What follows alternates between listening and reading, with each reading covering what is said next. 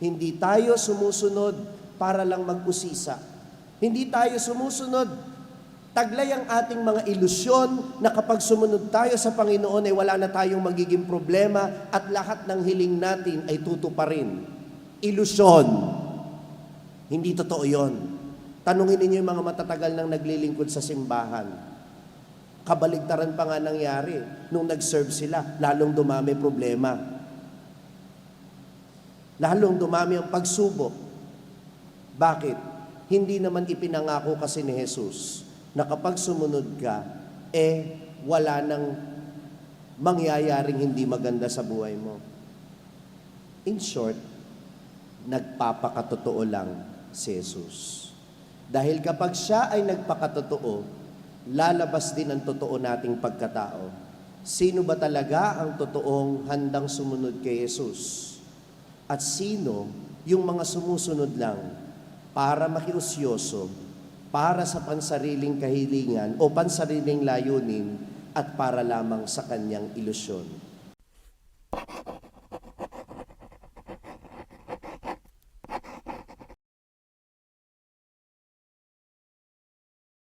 Sumainyo ang Panginoon. At sumainyo rin. Ang mabuting balita ng Panginoon ayon kay San Mateo. Papuri sa iyo, Panginoon. Noong panahong iyon, nang makita ni Jesus ang makapal na tao sa kanyang paligid, iniutos niya sa mga kasama na maghandang tumawid sa ibayo. Nilapitan siya ng isang eskriba at sinabi sa kanya, "Guro, susunod po ako sa inyo saan man kayo pumaroon." Sumagot si Jesus, "May mga lungga ang mga asong gubat at may mga pugad ang mga ibon. Ngunit ang anak ng tao'y wala man lamang matulugan o mapagpahingahan." Isa naman sa mga alagad ang nagsabi sa kanya, "Panginoon, maaari po bang umuwi muna ako upang ipalibing ang aking ama?" Ngunit sinabi sa kanya ni Jesus, "Sumunod ka sa akin at ipaubaya mo na sa mga patay ang paglilibing sa kanilang mga patay." Ang mabuting balita ng Panginoon. Pinupuri ka namin, Panginoong Jesucristo. Magandang umaga po sa inyong lahat. Magandang umaga po. Minsan, talagang maguguluhan tayo kapag binabasa natin ang Ebanghelyo dahil tila iba-iba ang iniisip o ang ginagawa ni Jesus. Halimbawa, natatandaan natin si Jesus na kapag nakakita siya ng mga tao, ay nakakaramdam siya ng habag. Hindi ba't nang minsang nakita niya yung mga tao na nagugutom? Sabi niya sila'y parang mga tupang walang pastol. Nahabag siya sa mga nagugutom, kaya pinakain niya yung 5,000. Kapag nakakakita siya ng mga may sakit, pinapagaling niya. At kapag may mga lumalapit sa kanya, hindi naman niya tinatanggihan. Pero bakit sa Ebanghelyo ngayon, tila umiiwas sa tao si Jesus? Nang dumadami na yung tao sa paligid niya, ang sabi niya sa kanyang mga alagad, "Halina't tumawid tayo sa kabilang ibayo." Nang may lumapit na eskriba sa kanya, na nagsasabing susunod sa kanya, ano ang sabi niya? Tila nagbabala pa siya na, "Ako nga walang matuluyan."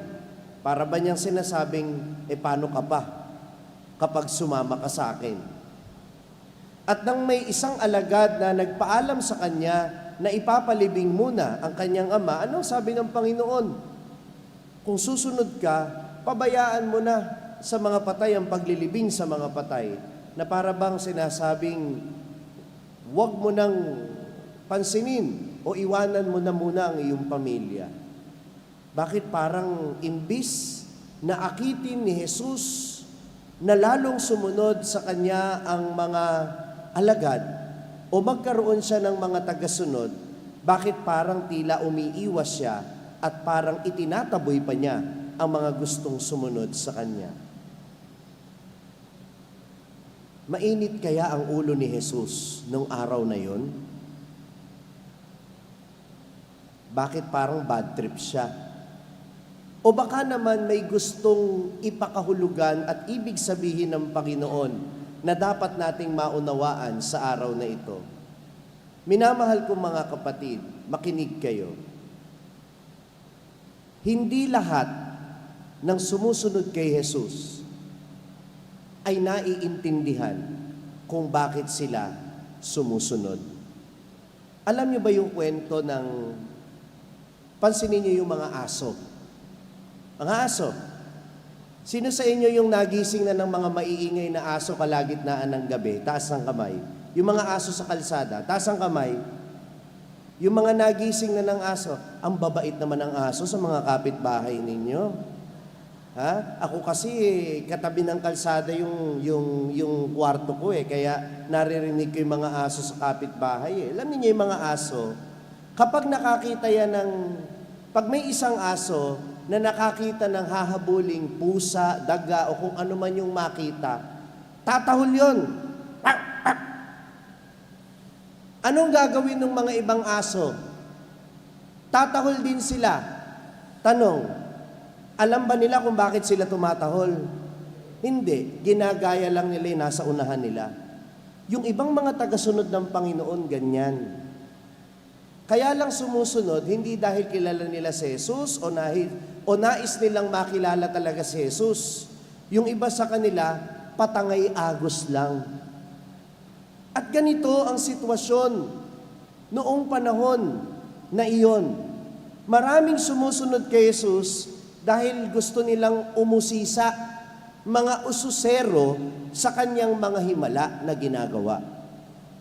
Hindi dahil gusto nilang maniwala sa kanyang salita o gusto nilang manalig kay Jesus. Hindi.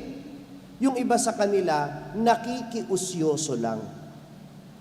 At itong eskriba na nagsasabing susunod siya sa Panginoon, bakit? Kumbinsido ba talaga siya sa mensahe ni Jesus? O gusto lang niyang sakyan ang impluensya ng Panginoon?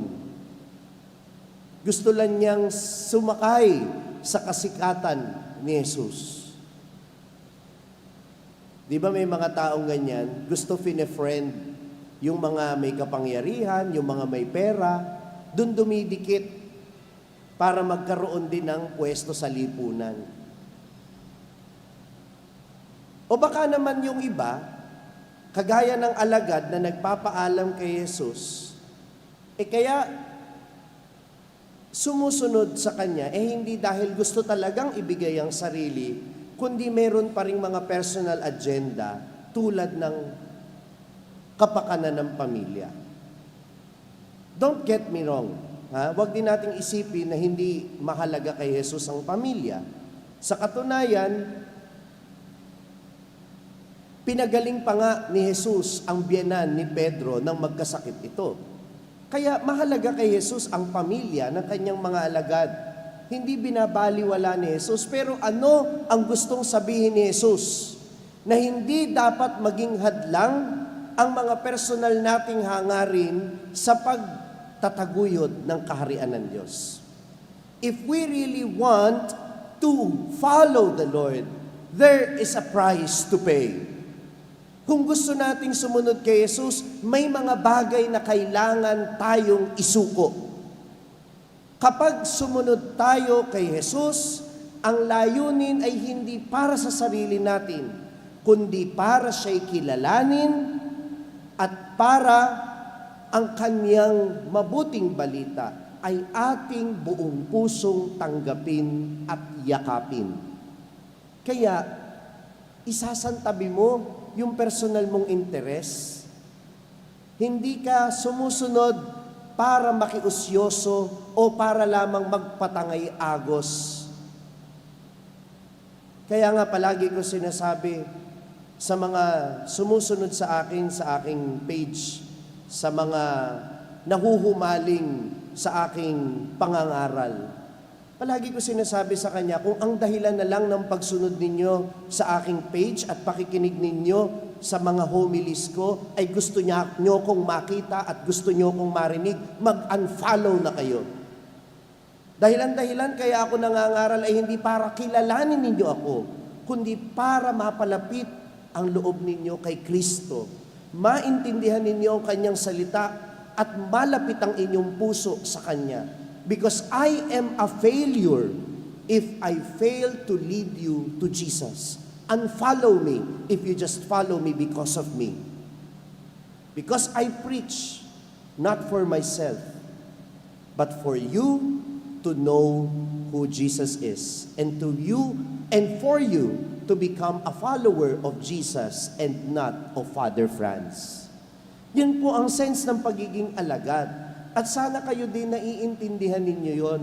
Kaya nga sinabi ni Jesus, ako nga walang mapahingahan ng aking ulo. Wala akong mapagpahingahan. Anong ibig sabihin nun? Ako nga iniwan ko ang lahat para sa kaharian ng Diyos. Ganon din ang sino mang nais sumunod sa Kanya. Hindi tayo sumusunod para lang mag-usisa. Hindi tayo sumusunod, taglay ang ating mga ilusyon na kapag sumunod tayo sa Panginoon ay wala na tayong magiging problema at lahat ng hiling natin ay tutuparin. Ilusyon. Hindi totoo yon. Tanungin ninyo yung mga matatagal nang naglilingkod sa simbahan. Kabaligtaran pa nga nangyari nung nag-serve sila, lalong dumami problema.